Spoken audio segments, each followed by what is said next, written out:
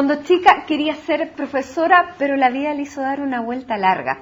Estudió medicina, se fascinó con los niños, con el estudio del cerebro, con la psiquiatría, con la neurobiología y hoy es una neuropsiquiatra infantil. Esta es su casa consulta donde atiende a sus pequeños pacientes y finalmente se convirtió en profesora universitaria. Podría ser profesora 100% de posgrado, pero no quiere dejar a los pequeños pacientes que atiende aquí. Muchísimas veces quisiéramos tenerla los papás al lado para recibir un consejo o digamos una palabra en esta larga tarea y difícil tarea de ser papá. Ella sabe eso, por eso ha escrito 9 libros y hoy está dispuesta a conversar con nosotros durante esta próxima hora. Es Amanda Céspedes.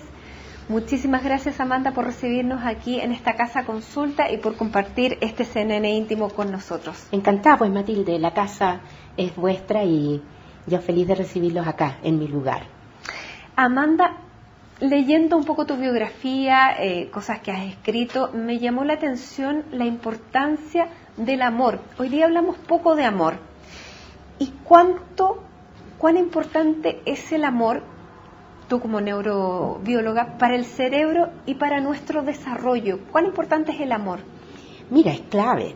En primer lugar tenemos que saber que nuestra especie está hoy día en el siglo XXI en este planeta ocupándolo gracias al amor. Nosotros sobrevivimos en el momento en que empezamos a unirnos, a mirarnos, a reconocernos y a querernos. Ahora, ¿cuán importante es para el cerebro? Esto se sabe ya con absoluta certeza.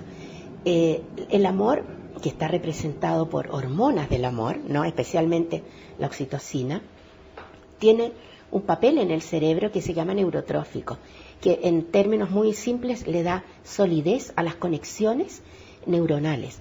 Por lo tanto, cuando las mamás, los papás dicen, sueño con tener un hijo sanito e inteligente, yo les digo, bueno, está la receta mágica. Y me dicen, ¿y dónde se compra? Es gratis, se llama amor, pero es un amor con apellido. No basta la palabra amor, porque la palabra amor se ha desvirtuado, ¿no? Yo digo siempre, no es el amor del programa El Rumpi, es el amor de los padres, que es un amor muy puro, muy lindo y tremendamente comprometido.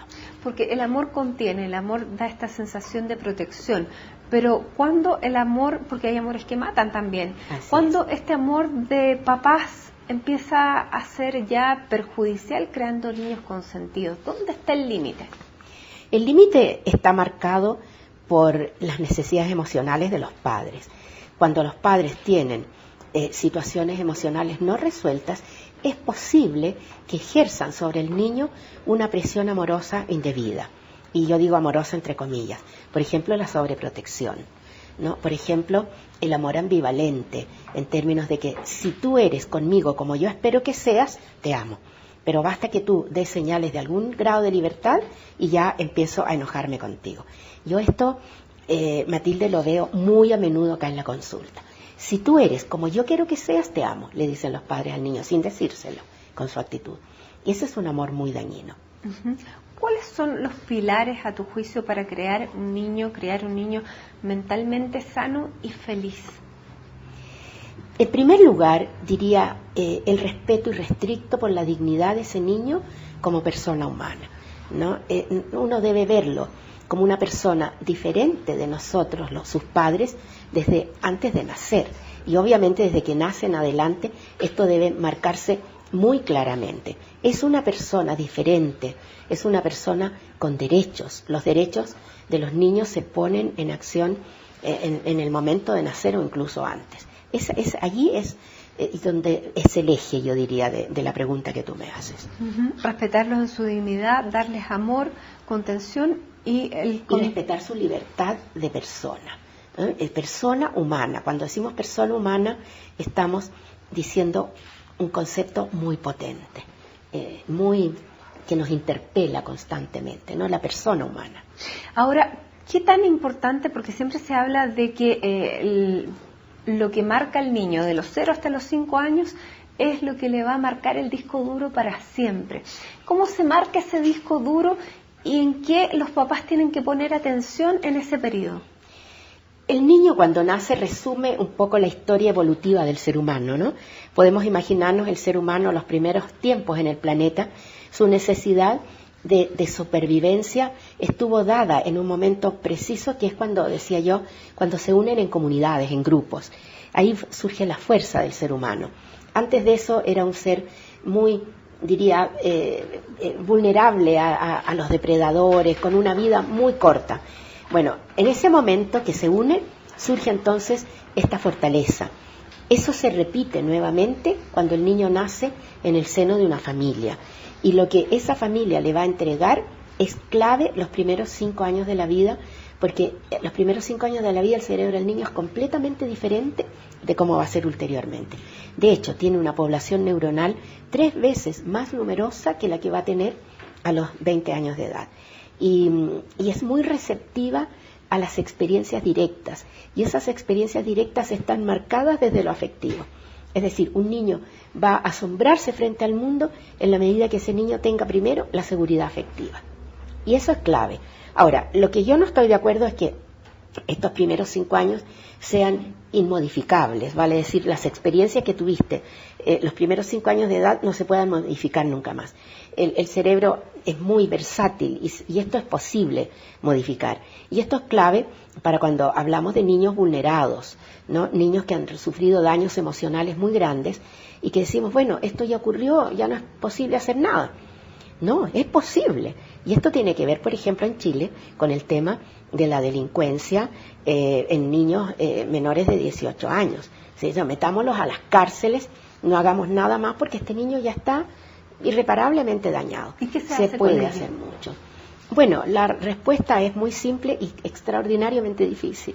Esos niños necesitan ambientes emocionalmente seguros, protegidos y amorosos. Necesitan mucho amor, necesitan tener la certeza de que alguien confía en ellos. Y también se pueden hacer otras acciones de reparación, dentro de las cuales están ciertas terapias, ¿no? Hoy día un poco controvertidas, que son las terapias complementarias, entre las cuales está la terapia floral, que es fuertemente reparadora de daños emocionales tempranos, ¿no? La administración sabia y responsable de la terapia floral puede reparar daños emocionales producidos incluso antes de nacer. Más que, por ejemplo, una terapia, una psicoterapia, más que una psicoterapia, una terapia con un psiquiatra que muchas veces dice lo único que es capaz de modificar o cambiar una conducta es hacerte una terapia psicoanalítica de mucho tiempo. ¿Eso sirve también? Yo pienso que sí. Una terapia psicoanalítica indudablemente puede ser de tremenda efectividad. Ahora, el tema pasa porque cuando tú intervienes heridas emocionales que se produjeron los primeros 5 años de la vida, muchas de ellas están colocadas en el inconsciente. Muchas de ellas son no conscientes. Y muchas psicoterapias apuntan a lo consciente, a la verbalización, al recuerdo. Y muchas de estas heridas no se recuerdan. Están allí, duelen mucho, pero no se recuerdan. Y por eso es necesario actuar a veces desde acciones diferentes. Amanda, ¿qué te cautivó del cerebro humano y cuánto sabemos hoy del cerebro humano? A mí me cautivó muchísimo el momento en que yo percibí, me di cuenta de que era el elemento que ponía en contacto nuestra interioridad con lo externo. O sea, el cerebro no es nuestra interioridad, es, por así decir, el agente que conecta nuestra interioridad con lo externo. Nuestra interioridad es el alma y el cerebro vendría a ser como el gestor de la relación del alma con el mundo. Eso a mí me fascinó. No lo percibí así indudablemente en un inicio. Ahora, ¿cuánto sabemos del cerebro? Yo creo que un 20%, Matilde. No sabemos más que eso. El 80% permanece en la nebulosa. Pero lo que es fascinante también para saber las potencialidades que el ser humano podría llegar a tener. Es maravilloso. Yo te digo esto un poco en relación a esto. Mi revista, una revista que yo amo mucho, que se llama Calpe y Avila, que me han criticado mucho por el nombre. ¿Por qué le pusiste ese nombre tan complejo? Claro.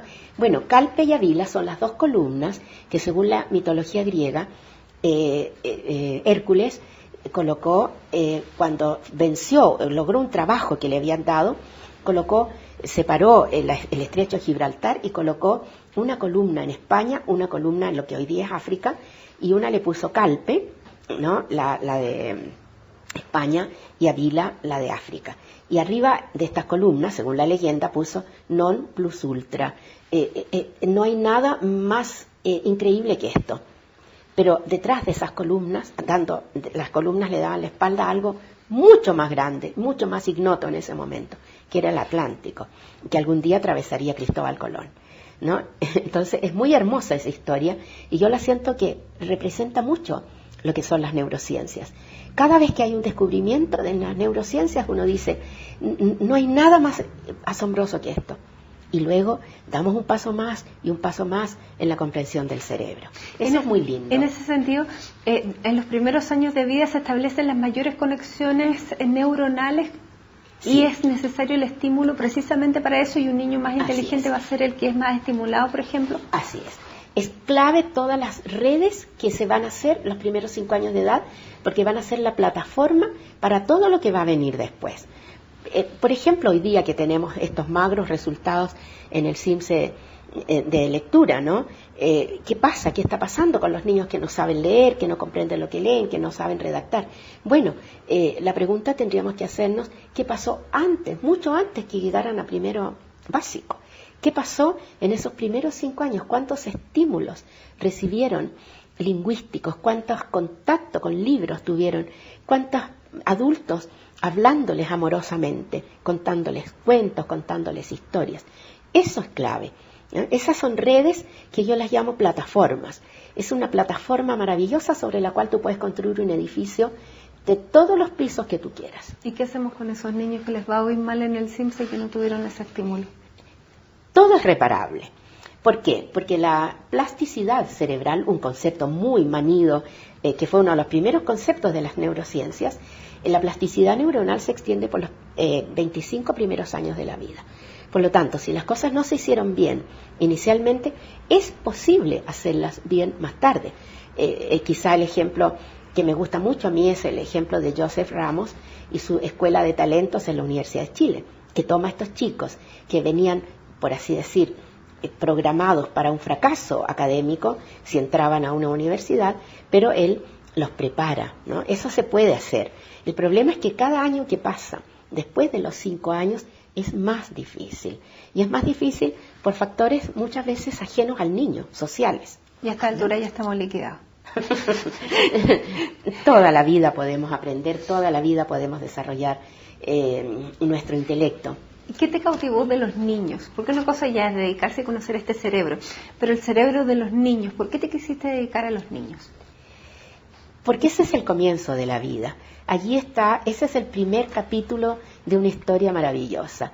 Y yo diría que los niños, especialmente la primera infancia, yo los siento verdaderamente asombrosos. Mis alumnos se ríen cuando yo les digo, los niños de 5 años que los miran a ustedes, de verdad les están dando una lección de humildad, porque ellos son tan sabios, tan potentes, tan asombrosos en su inteligencia, y ustedes a veces los miran como cabro chico que no tiene idea, ¿no? ¿Cuántas veces una familia pelea delante del niño y dice, cállate, no digas eso, que el niño está escuchando? Cabro chico, si no entiende nada.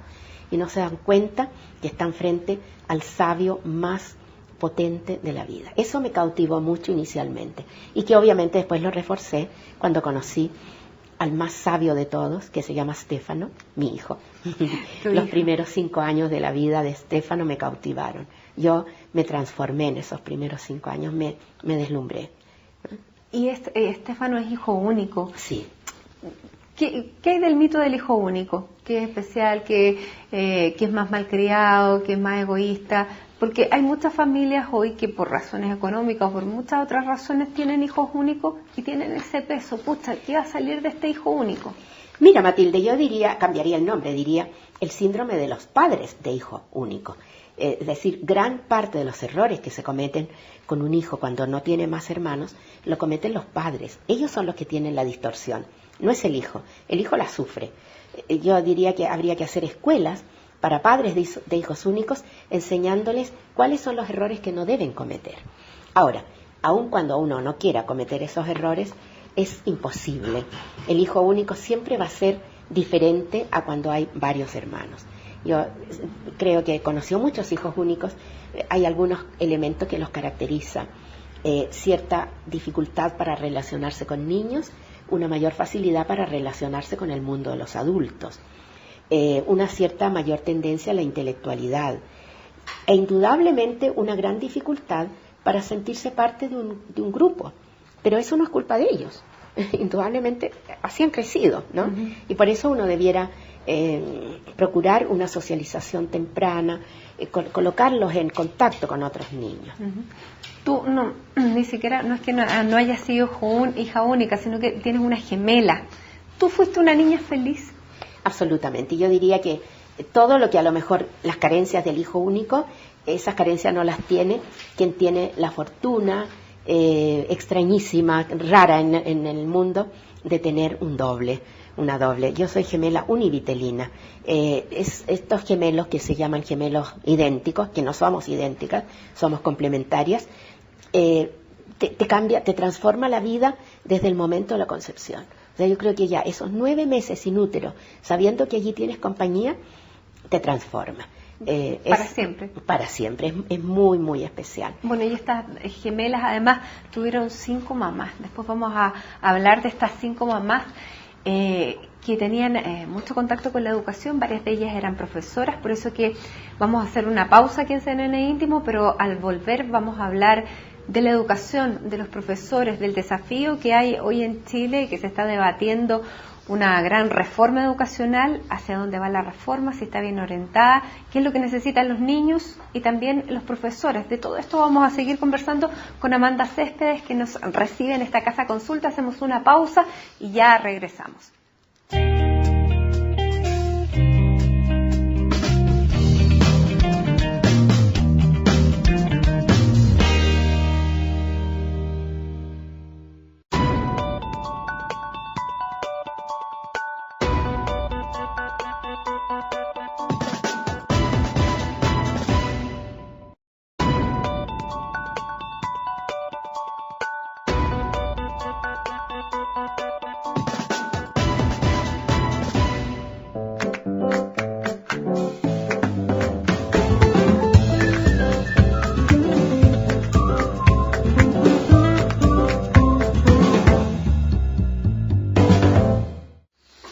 Seguimos, esto es CNN Íntimo y estamos junto a ustedes con la neuropsicóloga infantil Amanda Céspedes, neuropsicóloga, neuropsiquiatra. Neuropsiquiatra infantil de profesión y neuropsicóloga de formación de posgrado en Italia. En la Universidad de Turín. En la Universidad de Turín, Università degli Studi de la città di Torino. Bellísimo. Amanda, ¿qué niños estamos criando hoy aquí en Chile? Ufale, es una pregunta que te prometo me lacera el corazón. Estamos haciendo muy mal las cosas, muy mal. Si tú me pidieras en un tema tremendamente complejo que yo pudiera como puntualizar, diría que quizá mi respuesta va a reflejar que ya estoy vieja. Porque los viejos dicen, todo tiempo pasado fue mejor. Y yo diría, todo tiempo pretecnológico fue mejor que el de hoy día.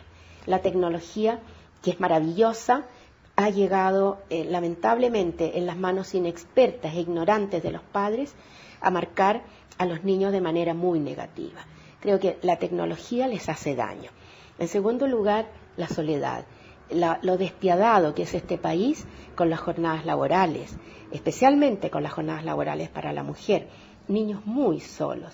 Y por supuesto con esta compañía tecnológica que también es muy atractiva, maravillosa, están permanentemente con ellos.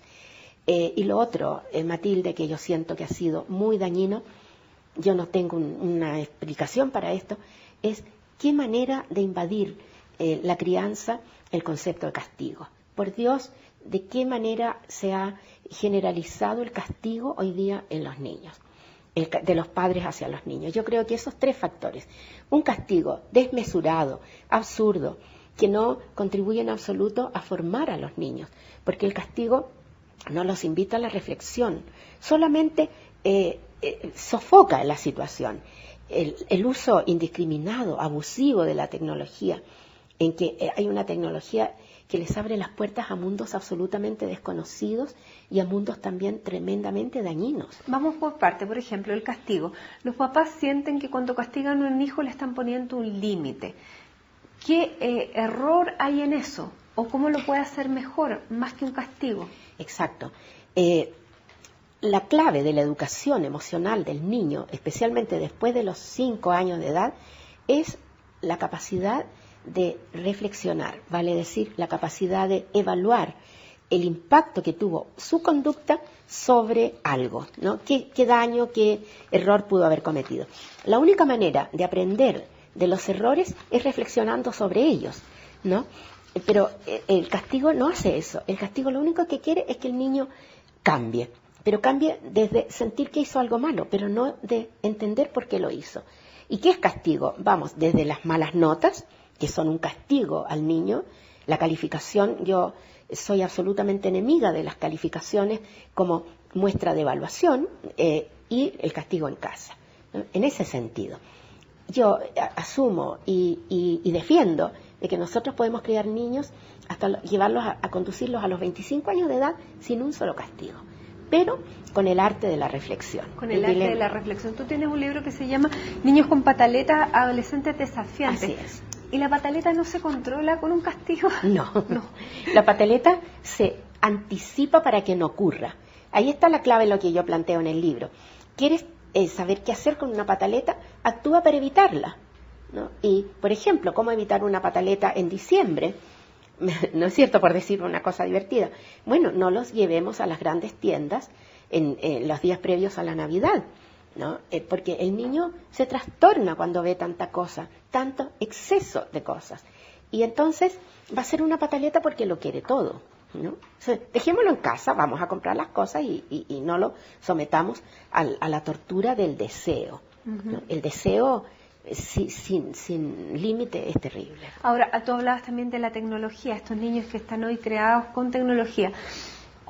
¿A qué edad un niño ya está formado como para exponerse a la tecnología, a usar, no sé, una tablet, que muchas veces tienen juegos para preescolares, o a ver televisión, o a usar un videojuego? ¿Cuál es lo recomendable? A ver, depende de si ese niño va a usar la tecnología solo o con compañía. Por ejemplo, hay juegos didácticos preciosos, material didáctico que el niño puede disfrutar desde preescolar en una tablet, pero siempre acompañado y con un adulto juicioso que sepa racionar el tiempo, distribuir el tiempo. Pero el uso autónomo de la tecnología, yo diría que después de los 8 o 9 años de edad, ¿no? No logro entender niños que tienen 5 o 6 años de edad y que ya tienen un iPhone conectado a Internet. Eso es peligrosísimo, ¿no? Muy peligroso. Entonces diría, con compañía, ojalá de los 8 años para abajo, y autónomo de los 8 años para arriba. ¿Y la soledad cómo se repara cuando vivimos en una sociedad que no nos permite a todos los padres estar todo lo que quisiéramos con los niños? Acá entramos en el gran dilema, ¿qué es mejor, cantidad o calidad? Yo diría la realidad, ¿no? Ni la calidad ni la cantidad, la realidad. Y la realidad dice que tenemos poco tiempo. Ese poco tiempo con los niños debemos aprovecharlo bien. Sin ir más lejos, conversaba hace pocos días atrás con una mamá que me preguntaba precisamente cómo los saco de la tecnología, que están jugando videojuegos toda la tarde. Y yo le decía, bueno, usted vive cerca del Parque Bicentenario, ¿lo llevan para allá? Ay, no, es que no tenemos tiempo. Pero, y su marido, él es un varoncito, los días sábados, sale con él en bicicleta, van a hacer una excursión. Ay, no, es que no tenemos tiempo. Bueno, este niño es el resultado de ustedes.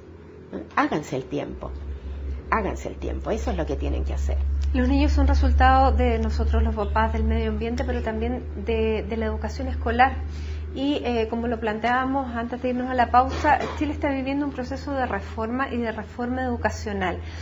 ¿Cómo ves tú, Amanda, este proceso de reforma educacional? ¿Hacia dónde va encaminado? ¿Te gusta la reforma que estamos viviendo? ¿Es lo que necesitamos?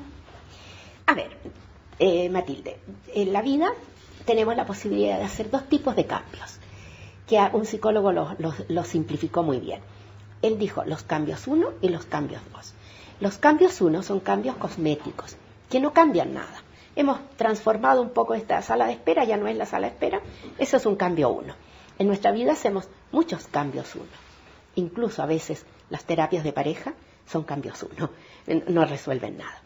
Y existen los cambios 2, que son cambios radicales, que se hacen en profundidad con mucho dolor, que implican muchas renuncias, que implican realmente transformaciones profundas que muchas veces los resultados no se van a ver sino a largo plazo.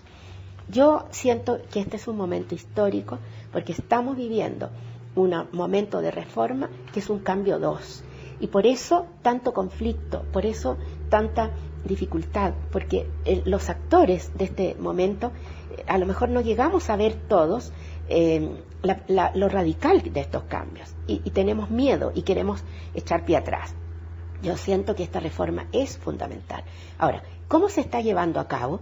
Es complejo porque son tantos los aspectos que hay que considerar que indudablemente de repente nos estamos perdiendo en las ramas y nos estamos yendo al fondo.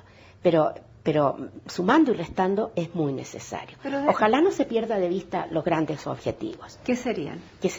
Primero, calidad educativa. Y en la calidad educativa, ¿a dónde se debe poner el ojo? Es en la formación de formadores. Es decir, ¿qué se les está enseñando a los que van a ser profesores en las escuelas de pregrado de pedagogía? Yo creo que eso es clave. ¿Qué estamos entregando a este país? ¿Con qué responsabilidad? ¿Con qué compromiso? Quienes forman a los profesores están actuando. Y yo ahí tengo mis serias dudas. Y creo que ha primado el lucro. Y ha primado un poco compromiso. Hasta ahora, pero tenemos un proyecto de carrera docente que está en discusión. ¿Y ese proyecto te gusta, por ejemplo? Yo siento que tiene sus bemoles, pero me parece que en lo grueso es un muy buen proyecto. A mí me gusta, es un buen proyecto. Y en el tema de la educación básica, muchos critican que tal vez hubiera sido preferible fortalecer las escuelas públicas antes de empezar a cerrar o a limitar el aporte que hacían los papás a estas escuelas subvencionadas, que con una excelente escuela pública ningún papá iba a tener el sentido de llevarlo a una escuela subvencionada. ¿Era ese el sentido a lo mejor de la reforma que debía haberse dado o estamos yendo por otro camino que igual va a llegar al mismo destino, a la misma meta? Yo no estuve nunca de acuerdo con eliminar el colegio subvencionado. ¿Por qué razón? Yo viajo mucho a lo largo de Chile en mi trabajo con profesores y conozco muchas realidades y he conocido escuelas subvencionadas maravillosas, donde de verdad el sostenedor ha entregado todo por sacar adelante esa escuela. Pero también he conocido realidades completamente diferentes, donde la familia de sostenedores se pasaba 3-4 meses en cruceros, ¿no? Y no haciendo lo que tenía que hacer. Entonces yo creo que más que desmantelar la educación subvencionada, lo que se debe hacer es fiscalizar, comprometer y entrevistar, conocer a quiénes son estos sostenedores, hacia dónde van, miran de verdad, les interesa la educación o en el fondo les interesa el lucro. Y eso se puede hacer. La fiscalización en este país es muy débil. No se invierte en fiscalización. Yo creo que los países que tienen buenos resultados en distintas áreas sociales, ¿no? Es porque inicialmente invierten en fiscalización. Y se aprende, ¿no? Los niños aprenden a ser fiscalizados cuando se les forman hábitos. A ver, ¿de verdad te lavaste las manitos? Bueno, eso se puede hacer con el adulto también. Y los niños, claro, aprenden a través de las mediciones. ¿Cuán de acuerdo estás con el CIMSE, por ejemplo? Absolutamente en desacuerdo, ¿no? Yo creo que el gran problema está en los singulares versus los plurales. Se habla mucho de infancia, de lo que hay que hacer por la infancia. No existe la infancia, existen las infancias. Y de estas infancias, el mundo de la infancia carente, ¿no? De que viene de sectores de gran vulnerabilidad social, es completamente diferente a otra infancia que viene de otro sector. Bueno, con estas infancias hay que trabajar de manera diferencial. Cada universo tiene necesidades diferentes. Y yo he conocido profesores maravillosos, los mejores profesores que he conocido en estos 25 años dedicados a la educación son profesores anónimos que trabajan en sectores muy alejados de Santiago y que hacen milagros por estos niños. Pero estos niños no van a dar los resultados óptimos que dan en el CIMSE, en colegios privados donde los tienen 2 meses entrenándolos para el CIMSE, porque el CIMSE finalmente termina siendo una carrera por el prestigio, ¿no?, del establecimiento. Entonces yo creo que ahí yo no estoy de acuerdo con el CIMSE. Con el CIMSE. Y con este sistema educativo que también, hablamos primero de la jornada escolar completa que iba a ser para que los niños tuvieran otro tipo de desarrollo artístico, desarrollo del deporte. Sin embargo, claro, tenemos una jornada súper extensa donde además a los niños después se les manda tareas y donde el deporte no es un deporte que sea para relajarlos, para hacerlos, entrenarse, sino que para seguir en la competencia. Así es. ¿Hacia dónde vamos a ir con eso? Es una locura que refleja lo locos que somos los adultos y el poco respeto que tenemos por los niños, ¿no? A ver, aquí hay 2 cosas. La primera tiene que ver con que hay un error garrafal que impregna la concepción de educación de los adultos, que es que el niño tiene un gran hardware en el cerebro abierto a que le coloquen aprendizajes, lo que llaman los aprendizajes, ¿no?, que le coloquen en el fondo contenidos. Mientras más contenidos les enseñemos y mientras antes empecemos, mucho mejor, porque el resultado va a ser un estupendo profesional para efectos, ¿verdad?, del país. Eso es un gran error. El cerebro del niño es un cerebro prodigioso, pero que no está hecho para la escolarización, porque hemos vivido como niños miles de años sin escolarización. El sistema educacional tiene una historia de 200 años. Entonces lo que tiene que hacer el profesor inicial es tomar ese maravilloso cerebro y darle forma para que se escolarice bien.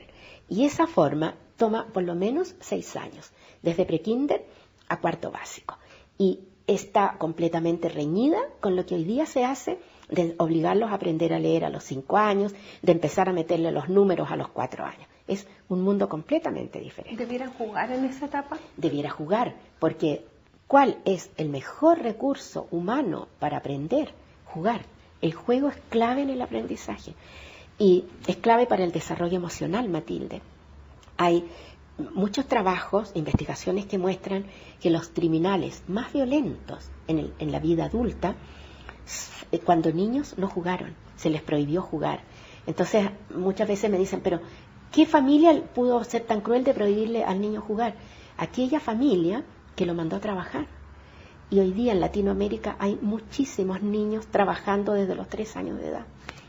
Muchos niños trabajando en esas condiciones precarias, pero en las condiciones tal vez que tienen más recursos, también se estimula esta competencia extrema que también les impide jugar. Sin duda alguna. Pensemos que el cerebro humano tiene mínimo, porque son bastantes más, pero mínimo, digamos, 12 talentos. Howard Gardner habló de 7, después agregó otro, después agregó otro. Bueno, por lo menos 12 talentos. De estos 12 talentos, solamente se desarrollan en el sistema escolar tradicional 2. En el tradicional, porque hay sistemas alternativos que trabajan mucho mejor. Y los otros, ¿dónde quedan? Relegados a un segundo plano. No se aprovechan. Y cuando se diseñó la jornada escolar completa, se diseñó precisamente para que estos 12 talentos florecieran en el momento de la máxima plasticidad cerebral. El dilema es que eso es muy caro, porque un profesor no puede trabajar bien un taller de baile, a menos que además de ser profesor, baile. Entonces hay que contratar a alguien que sea muy experto en baile y que sepa enseñar. Y los colegios se empezaron a dar cuenta que esto era muy caro. Y entonces, ¿qué hacemos? Como hay un hardware en el niño para aprender, metámosle contenido. Hora de matemáticas a las 4 de la tarde, ¿no es cierto? Lo cual es una insensatez absoluta. Amanda, vamos a seguir conversando porque hay muchos temas que se están abriendo. Chile es cada vez un país que está abriéndose, afortunadamente, a la diversidad. ¿Cómo estamos criando a los niños en la diversidad? Se están abriendo situaciones familiares distintas. ¿Es aconsejable o no que parejas homoparentales adopten también niños? Yo creo que conversemos de todo eso, de la relación con las drogas, de la misma relación con la tecnología, de los límites de estos adolescentes que nacieron, de estos niños que estamos formando ahora. Así que tenemos muchos temas para seguir conversando con Amanda Céspedes. Hacemos una pausa aquí en CNN Íntimo y ya regresamos.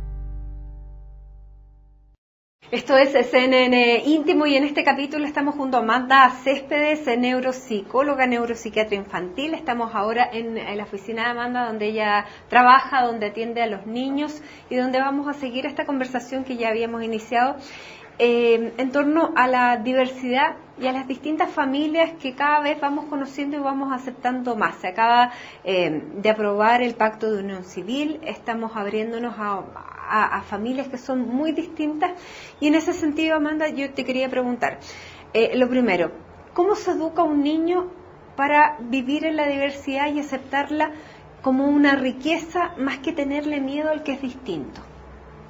No hay que educar al niño, hay que mostrarle que la diversidad es lo real, ¿no? Y que esa diversidad es riqueza y que debe ser plenamente conocida, aceptada y vivida. O sea, creo que no hay que darle grandes discursos a los niños, todo lo contrario.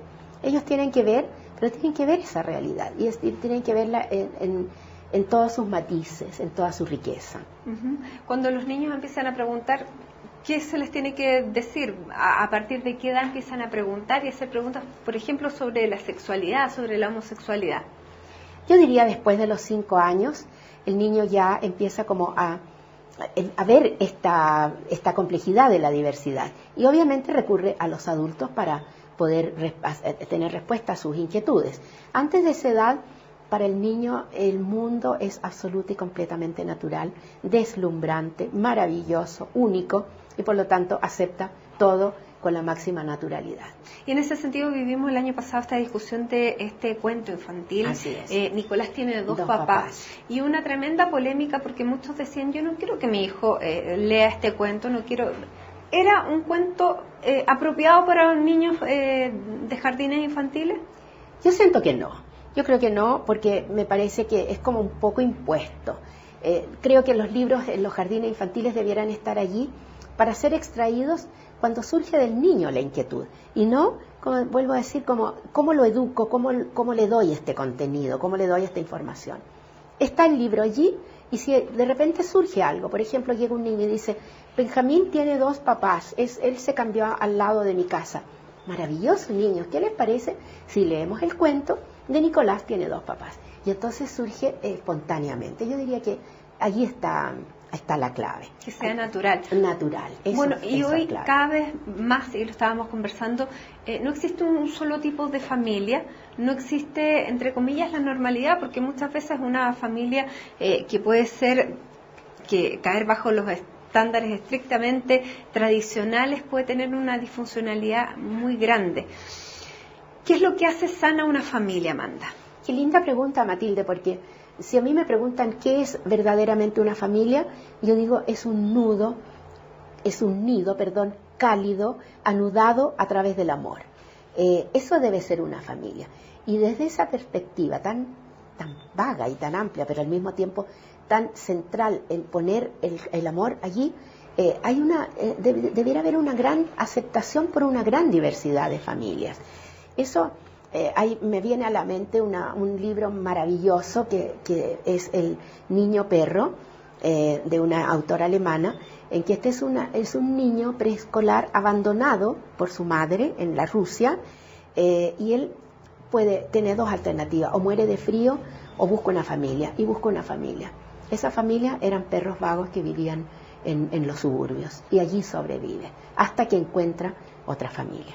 Es muy hermosa, y eso a mí me hace pensar, una familia es un nido de amor. ¿Qué es lo clave? No es la constitución de la familia, es qué hay allí, vivo, rico, palpitante, al interior de ese nido. Y lo que tiene que haber es amor, respeto por ese niño y el deseo palpitante, así apasionado, de hacer lo mejor por ese niño.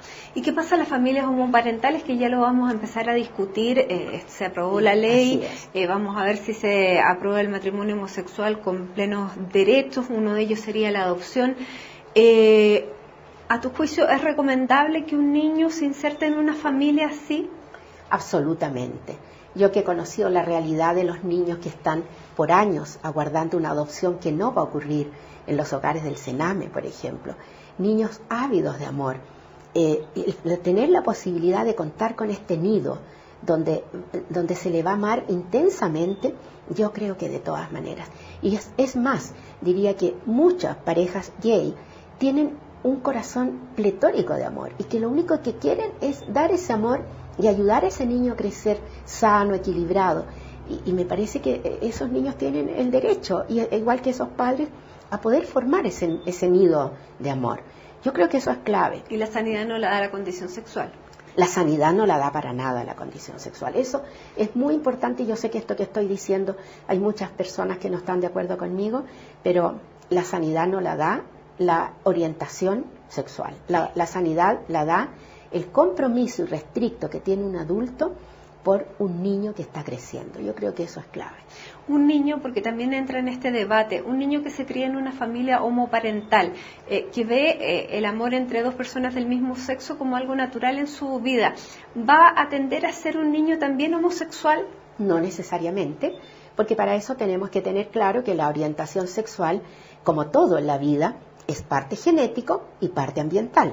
Por lo tanto, la genética cuenta en este caso. Y es así como tenemos familias, entre comillas, muy bien constituidas, donde reina el amor, que no siempre eso es tan verdad, papá, mamá, heterosexual, y ¿qué ha pasado? Que el niño es gay, o la chica lo es, y entonces uno dice, ¿qué falló? Y dicen los padres, ¿qué hice mal?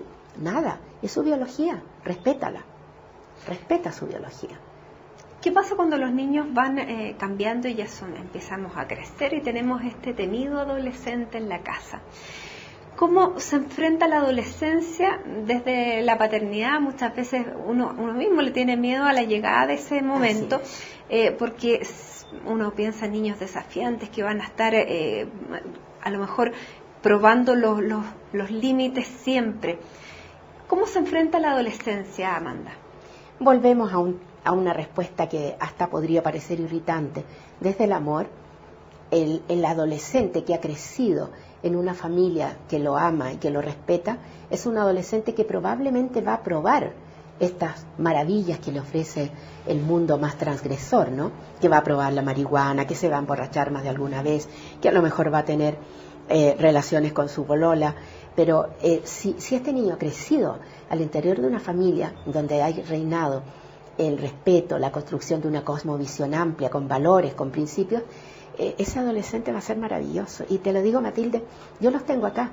Y estoy pensando en una mamá que estuvo exactamente antes de ayer aquí sentada, que tiene muchos hijos y que de verdad, desde la construcción amorosa de ese niño, todo ha sido maravilloso. ¿Qué pasa con el control en la etapa de los adolescentes, cuando uno se pone pesado?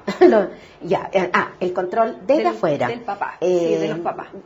Yo, Matilde, soy anti-control. Detesto el control. Yo ni siquiera creo en la autoridad. Yo soy muy partidaria de algo que un muchacho uruguayo, que es sociólogo, planteó, que en la vida se van produciendo momentos de autoridad, lo que él llama circunstancias, no eventos de autoridad. Y en esos momentos nosotros entonces nos plantamos como autoridad frente a un niño. Pero es muy distinto la autoridad con un niño pequeño que con un escolar o con un adolescente. Lo peor para un adolescente es el control, porque a mayor control de los padres, ese adolescente quiere ser más transgresor, porque nosotros llevamos por nuestra sangre corre mucha libertad. ¿no? Amanda, ¿qué pasa con las drogas en la etapa de la adolescencia, cuando el joven todavía es menor de edad y empieza, no sé, a probar la marihuana, a probar otras drogas? Estamos discutiendo también la despenalización de la marihuana. Así es. ¿Cuán peligroso puede ser que empiece a fumar marihuana antes de cumplir los 18 años en términos biológicos y también en términos sociales? Es peligrosísimo. Yo tengo una particular preocupación por el tema de la marihuana. ¿Por qué? Porque el cerebro del adolescente no termina aún su proceso madurativo, y cuando un cerebro está en maduración es mucho más vulnerable a la acción digamos, de químicos externos. Entonces, el alcohol, sobre todo cuanto beben los chicos hoy día, la marihuana y otras drogas, son extraordinariamente más dañinas en el cerebro de un adolescente que en el cerebro de un adulto. ¿Qué me preocupa a mí? Que los chicos le creen mucho al mundo del adulto, aunque les carga el mundo del adulto, pero le creen. Y si hay adultos que dicen que la marihuana es tan sana como el pan con mantequilla, ellos lo van a creer. Y no es verdad. La marihuana es una sustancia química nociva para el cerebro de un adolescente. Entonces dicen, pero yo tengo un tío que tiene 45 años y que fuma marihuana y tiene sus plantitas en la casa. Es que ese es tu tío, les digo yo, 45 años, pero tú no tienes todavía 20 años. Y tu cerebro está reaccionando a esto. Y la marihuana, en muchos casos, más de los que uno quisiera aceptar, puede incluso desencadenar cuadros esquizofrénicos sin vuelta. ¿Y eso es hasta que el cerebro se desarrolla o después también? Después sigue siendo nociva, indudablemente, pero mucho menos, indudablemente, que en el adolescente. Ahora, todo pasa por la frecuencia de consumo. Si alguien consume marihuana en una situación social 3 veces al año, probablemente un adulto me refiero, probablemente es como que se emborrachara con 5 pisco sour 3 veces al año. Obviamente no es bueno para su organismo, pero tampoco es tan grave. ¿Y el consumo de alcohol en los adolescentes? ¿Cuándo debieran a lo mejor iniciarse para que no lo vieran como una cosa prohibida, digamos que es prohibida y que más ganas te dan de tomar un trago, una cerveza, un vaso de vino? Yo siento que la opción de consumir alcohol versus no consumir es privativa del adolescente. Es él el que tiene que decidirla, no se le puede imponer. Ahora, ¿cómo debiera ser esa opción informada? O sea, el adolescente tiene el derecho a ser informado de los efectos que puede producir el alcohol que bebe, porque si va a beber un Carmener que le costó 12.000 pesos la botella, es completamente diferente que si va a beber 5 piscolas que el pisco le costó 2.000 pesos la botella. Ese alcohol es desnaturalizado, es muy, muy dañino. Eso en cuanto al alcohol, las drogas, pero hay otra cosa que ya lo hablábamos en los niños más chicos, que es el uso de las tecnologías, y que ya cuando los adolescentes entran en esta etapa se convierte casi en un vicio. ¿Cómo influye esta tecnología y estos medios de comunicarse a través de Internet, el WhatsApp, Facebook, las redes sociales? ¿Qué control o qué ojo hay que poner en eso cuando ya los niños están adquiriendo su autonomía y están inmersos en eso? Yo en ese sentido tengo una mirada un poco pesimista, ¿no? Siento que vamos hacia una sociedad cibernética, caminamos hacia allá, y por lo tanto es imposible esperar sustraernos a esto. Ahora, ¿qué es lo que debiera ocurrir? Un camino gradual, una gradualidad para llegar a la sociedad cibernética. ¿Y cómo debiera ser esa gradualidad? Con alternativas. Si los chicos hacen deporte, si los chicos hacen música, si los chicos hacen acción social, participan en todo, en la vida misma, no están metidos en la tecnología. Y yo creo que el que está más metido en la tecnología es ese aburrido, anedónico, como digo yo, que ya no vibra con nada, descontento de muchas cosas, muy solo efectivamente, metido muchas veces en familias que están cogidas por el consumo irracional. Diría que esos son los con los cuales habría que trabajar más. Pero a mí me ha resultado mucho cuando yo le digo al chico, métete a hacer un deporte. Un año después me dice, estoy entrenando 4 veces por semana y hace no sé cuánto tiempo que no juego videojuegos. Amanda, claramente cada uno de nosotros, cada uno de los que es papá o que cumple un rol de padre o de madre, tratamos de hacerlo lo mejor posible sabiendo que vamos a errar muchísimas veces. Desde toda la experiencia recogida en estos años, desde el trabajo cotidiano con los más chiquititos hasta los adolescentes, ¿cuál es el consejo que podrías darnos desde esa experiencia a los papás que nos enfrentamos a la crianza desde los 0 hasta infinito, porque uno nunca deja de ser papá?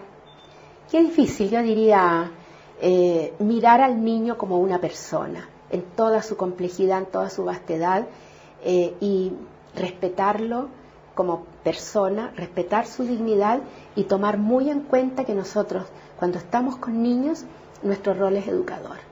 Y por lo tanto reflexionar, cada adulto debiera reflexionar en relación a qué es lo que significa educar, y ahí nacen y surgen todas las irracionalidades que cometemos en el término educar. Y yo me gusta mucho más decir somos formadores de niños, y tampoco me gusta tanto porque los podemos deformar.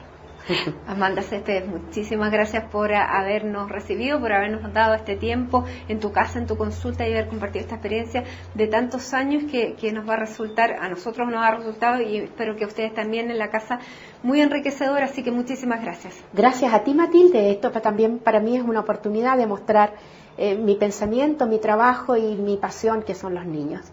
Así lo notamos.